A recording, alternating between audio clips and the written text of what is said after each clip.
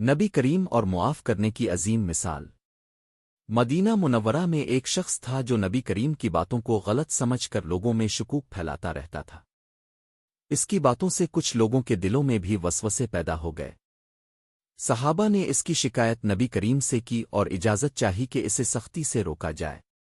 نبی کریم نے نہایت سکون سے فرمایا، میں بدلہ لینے کے لیے نہیں، دلوں کو جوڑنے کے لیے بھیجا گیا ہوں۔ کچھ دن بعد وہی شخص بیمار ہو گیا۔ نبی کریم خود اس کی عیادت کے لیے تشریف لے گئے۔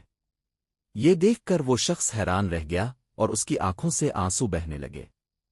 اس نے کہا، آ رسول اللہ، میں نے آپ کے ساتھ زیادتی کی مگر اپنے مجھ پر رحم کیا۔ اسی لمحے اس کا دل بدل گیا اور وہ سچا مسلمان بن گیا۔